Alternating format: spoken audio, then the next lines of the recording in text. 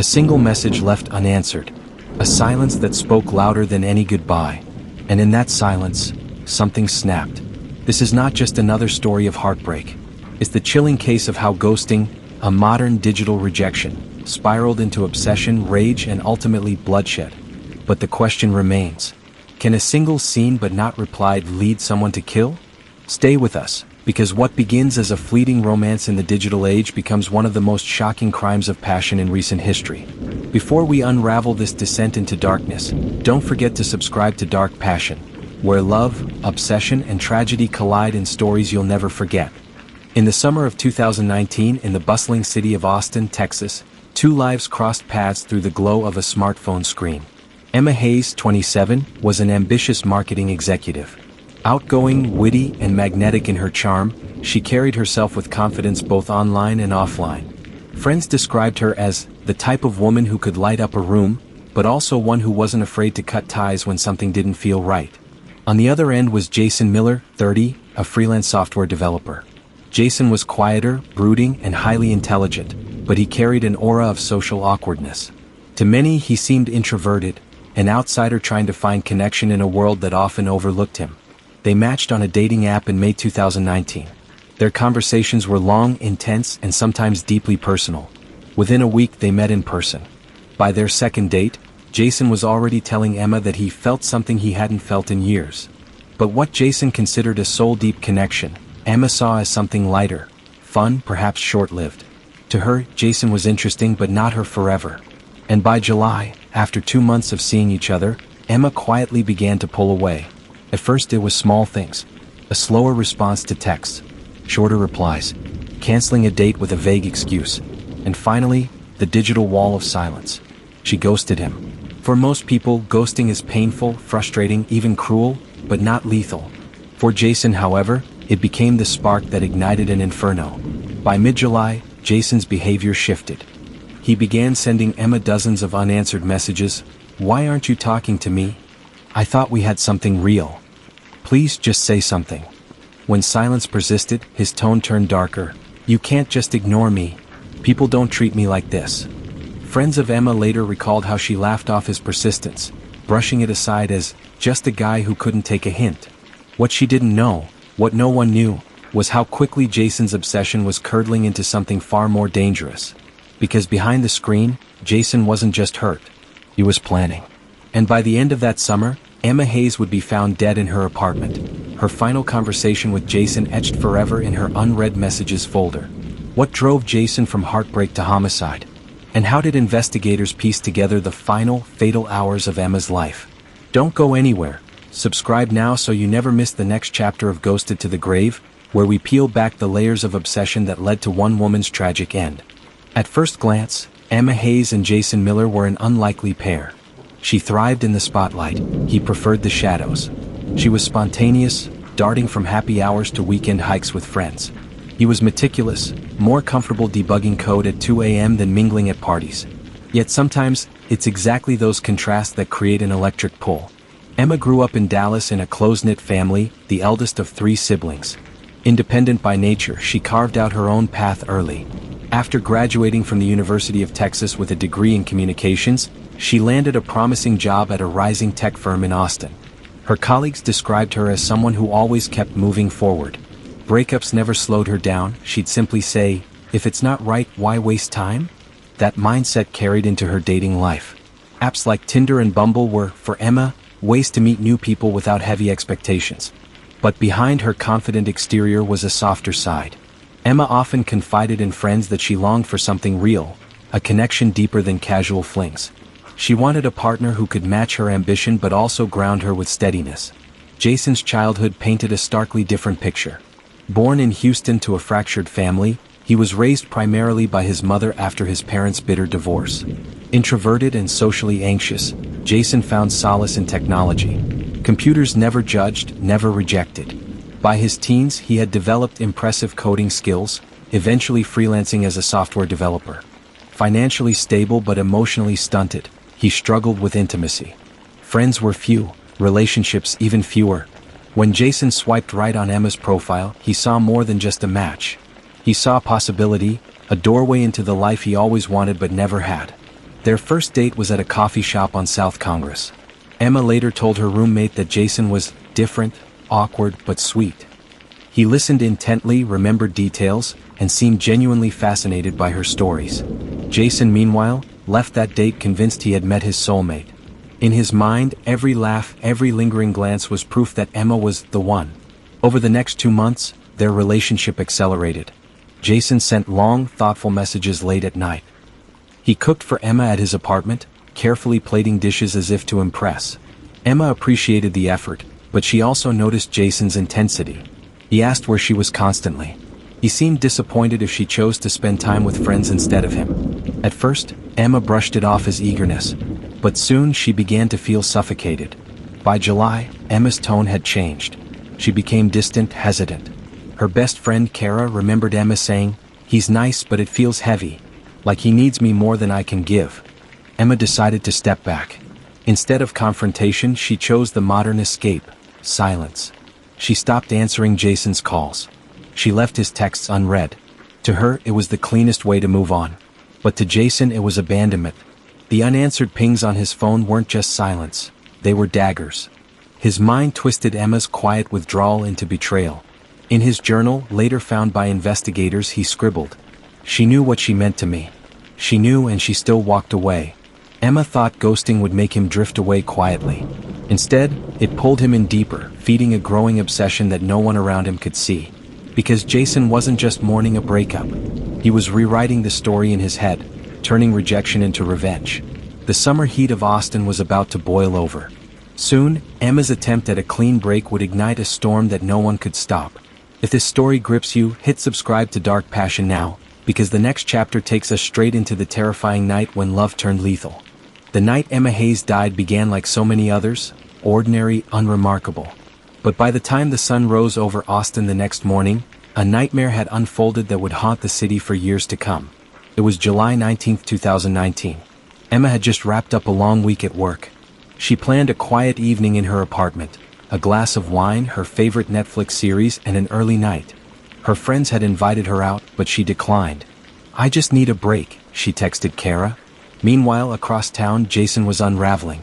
For weeks, his unanswered messages had piled up like bricks, each one a reminder that Emma had left him behind. That evening, he scrolled through her Instagram stories, laughing with friends, clinking glasses at a rooftop bar just nights earlier. To Jason, those images weren't just casual snapshots. They were proof that Emma was living her best life without him. Proof that he had been replaced. By 10 p.m., Jason made a decision. He got into his car and drove to Emma's apartment. Later, investigators would piece together his movements through CCTV footage, showing him circling her building more than once before finally parking. Emma was in her living room when she heard the knock. At first, she ignored it, assuming it was a neighbor. But when the knocking grew louder, more insistent, she checked the peephole. It was Jason. Her stomach dropped. She hadn't spoken to him in nearly 3 weeks. Against her better judgment, she cracked the door.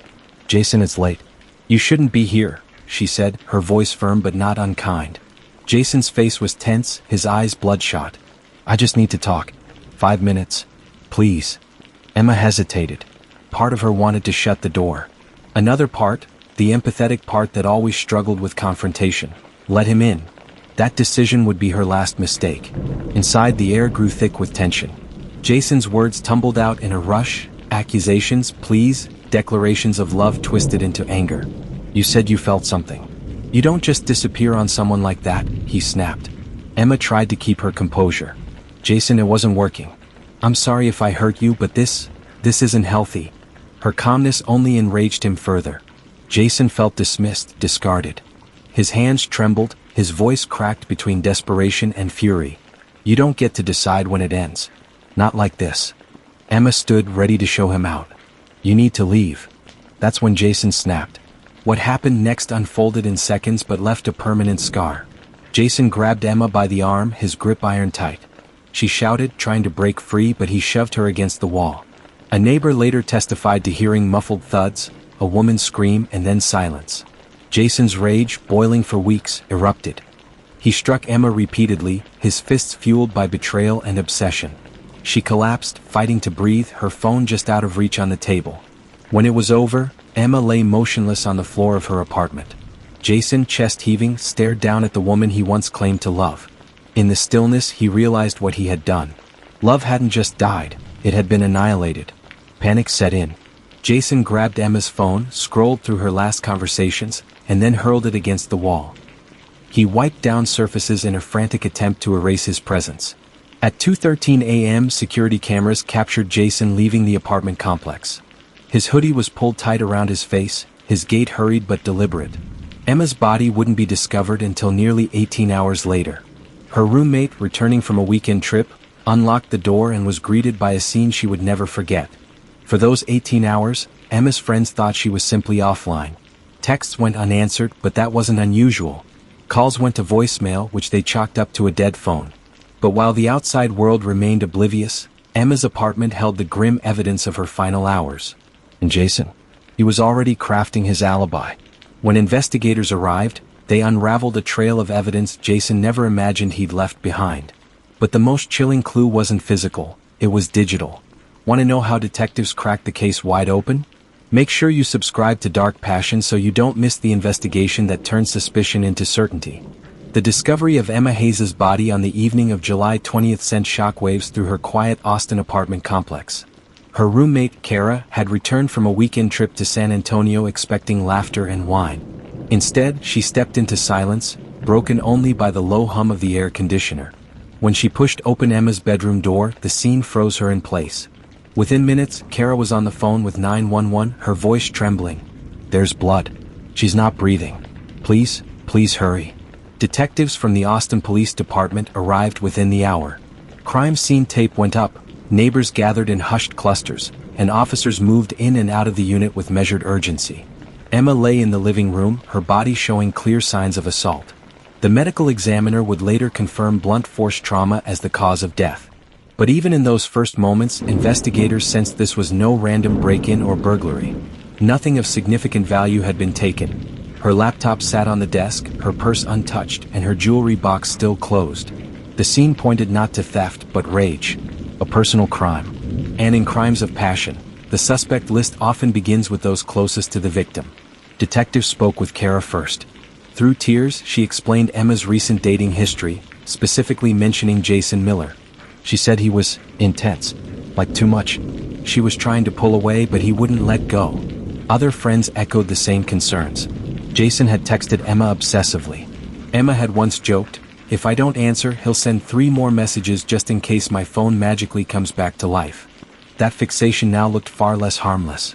Investigators subpoenaed Emma's phone records. Though her shattered phone was collected from the crime scene, data recovery revealed hundreds of unread messages from Jason. The tone of those messages shifted over time, beginning with pleading, "I miss you, please talk to me," then anger, "You can't treat me like I don't matter," and finally menace, "You'll regret ignoring me." But the most damning piece wasn't just the texts, it was location data. Jason's phone had pinged cell towers near Emma's apartment the night of the murder, despite him later claiming he hadn't seen her in weeks. The apartment complex had several security cameras covering the parking lot and entrances. Though grainy, the footage from 2:13 a.m. showed a man in a hoodie leaving the building. Investigators slowed the video, enhancing the frame. It wasn't crystal clear, but the man's build, gait, and distinctive sneakers matched Jason. This was enough to put him squarely in detectives' sights. On July 22nd, police brought Jason in for questioning. At first he was calm, almost detached. He denied being near Emma's apartment, insisting he had been home working on code. But as detectives presented the evidence, cell tower records, surveillance footage, and the avalanche of unanswered texts, his composure cracked. Still, he refused to admit guilt. Instead, he painted himself as the victim. "She cut me off. No explanation, no closure. Do you know what that does to someone?" Detectives exchanged glances. Jason wasn't just confessing frustration. He was revealing motive. The final nail came from an unlikely source, Jason's own journal. During a search of his apartment, police found a spiral notebook filled with entries about Emma. One entry, dated July 18th, the night before the murder, read, "If she won't talk to me, if she won't acknowledge me, then maybe silence is all she deserves too." The chilling note erased any doubt. Jason's obsession had crossed the line from fantasy to premeditation. As news spread, the Austin community was shaken. To many, Emma's death was a wake-up call about the hidden dangers of digital rejection. Ghosting had always been dismissed as an awkward dating byproduct, but now it was tied to a killing. Friends described Emma as vibrant, full of life, and undeserving of such a brutal end. Memorials sprung up outside her apartment, candles flickering under photos of her smiling face. Meanwhile, Jason's neighbors expressed disbelief. He had always been quiet, kept to himself. None suspected he was capable of violence. But as detectives would later say, obsession hides in plain sight until it explodes. With mounting evidence, texts, phone records, surveillance footage, the journal, prosecutors felt confident. Jason Miller was arrested and charged with second-degree murder, though some argued the level of planning hinted at premeditation. For Emma's family, the arrest brought relief but not peace. Nothing could bring her back. Nothing could undo the choice to open the door that night. The courtroom would soon become the stage where Jason's obsession and Emma's tragic final hours were dissected in excruciating detail. And when the verdict was read, not everyone agreed with the outcome. Want to hear the shocking twists of the trial? Hit subscribe to Dark Passion now, because the next chapter will leave you questioning whether justice was truly served. The trial of Jason Miller began in May 2020, nearly a year after Emma Hayes' death. By then, the case had become one of the most talked about crimes in Austin, a chilling symbol of how digital age rejection could spiral into deadly obsession. The prosecution wasted no time painting Jason as a man consumed by obsession, whose bruised ego and relentless pursuit of Emma culminated in violence. This is not a story of love gone wrong, the prosecutor declared. This is a story of control, entitlement, and rage. Emma Hayes was not murdered because she rejected Jason Miller. She was murdered because he refused to accept her right to say no. Jason's defense attorney, however, told a different story. He argued Jason's actions were not premeditated, but the result of emotional instability and a moment of uncontrollable passion. This was not a calculated killing, the defense claimed. This was the tragic consequence of a man pushed to his emotional breaking point. The courtroom filled with tension as Emma's friends and family took the stand. Kara recounted the night she found Emma's body, her voice breaking as she described the image forever seared into her memory. Emma's best friend testified about her growing discomfort with Jason's intensity. She told me she felt smothered, that he was too much. She wanted out, but she didn't want to hurt him. That's why she stopped responding. Then came the digital evidence. Jurors were shown pages of Jason's desperate, angry text messages. Messages that shifted from pleading to threatening in the weeks before Emma's death. Each word on the screen painted a portrait of obsession spiraling into rage. But the most damning moment came when prosecutors read aloud from Jason's journal. The July 18th entry, written just one day before the murder, echoed through the silent courtroom. If she won't talk to me, if she won't acknowledge me, then maybe silence is all she deserves too. Gasps rippled through the gallery. Jason's defense team tried to humanize him. They called character witnesses who described him as quiet, intelligent, and socially awkward but never violent. They argued his actions stemmed from deep loneliness and mental health struggles, suggesting he needed treatment, not life behind bars. But under cross-examination, Jason's own words betrayed him. Asked why he went to Emma's apartment that night, he admitted, "I just couldn't let it go. I needed her to face me." That need, prosecutors argued, became lethal. The prosecution reminded the jury of Emma's final moments, cornered in her own home, facing the man she had once trusted. She wanted freedom, the prosecutor said. Instead, she was trapped in a nightmare of his making. The defense pleaded for leniency, asking the jury to see Jason as broken rather than malicious. But the weight of the evidence was undeniable. After only 5 hours of deliberation, the jury returned. The courtroom fell silent as the foreperson rose to deliver the decision. Guilty. Jason Miller was convicted of second-degree murder. In June 2020, he was sentenced to 35 years in prison, with the possibility of parole after 20. For Emma's family, the verdict was bittersweet. Justice had been served, but the hole she left behind could never be filled. Her mother, speaking through tears, told reporters, "We raised her to believe in love, in second chances. She didn't deserve this. None of us did." Jason showed little emotion as the sentence was read. He kept his eyes down, hands clasped, as though retreating into the same silence that once consumed him. The verdict closed the legal chapter, but it left behind haunting questions. Why had Jason's obsession grown so consuming? Could this tragedy have been prevented? Stay with us and subscribe to Dark Passion as we dive into the psychology behind crimes of passion and uncover the deadly link between love, rejection, and rage. Every crime of passion leaves behind one central question. Why? Why did Jason Miller cross the line from heartbreak to homicide? Why did Emma Hayes' silence, her decision to walk away, ignite such catastrophic violence?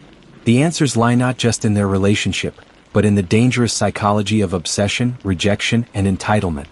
Ghosting in the modern dating world is often dismissed as a nuisance, painful, yes, but common. Yet psychologists warn that ghosting can feel especially brutal to individuals with fragile self-esteem or deep-seated abandonment issues. For someone like Jason, who had struggled with loneliness for most of his life, ghosting wasn't just rejection, it was erasure. To him, it wasn't Emma simply saying, "This isn't working." It was Emma saying, "You don't exist." That perceived invisibility triggered a primal wound, the fear of being unwanted, unseen, unworthy. Jason's journal revealed a narrative he had built around Emma. She wasn't just a partner, she was his salvation, the proof that he could finally belong. When she pulled away, he interpreted it not as her personal choice but as betrayal. This sense of entitlement, believing Emma owed him her attention, her affection, her presence, fueled his rage. When she denied him that validation, his obsession turned destructive. Criminologists call this narcissistic injury. When a person's ego is so fragile that rejection feels like annihilation, prompting extreme retaliation.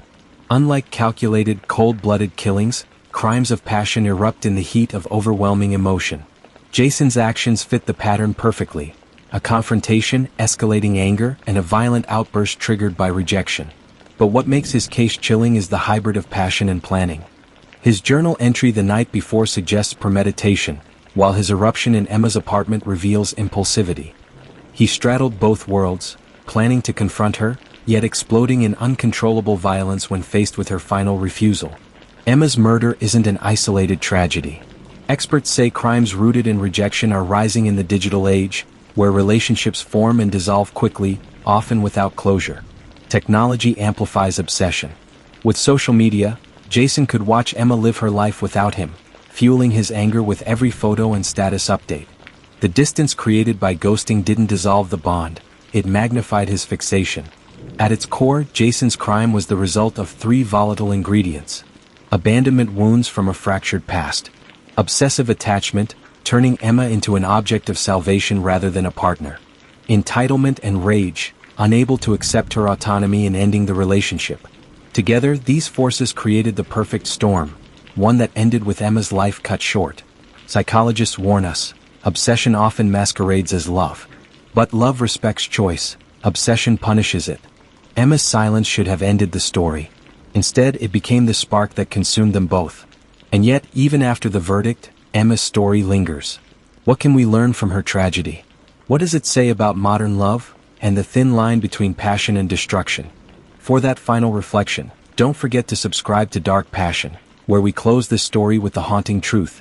When love becomes obsession, silence can be deadly. Emma Hayes' story began like so many modern romances, two people meeting through a swipe, a spark of connection, a string of late-night texts.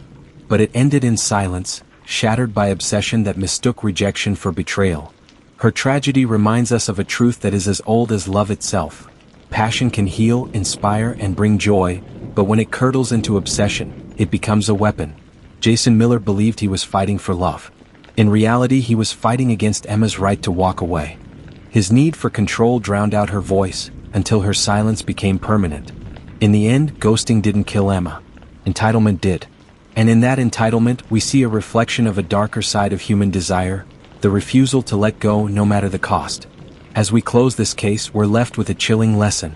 When love becomes possession, and rejection feels like annihilation, the line between passion and destruction disappears.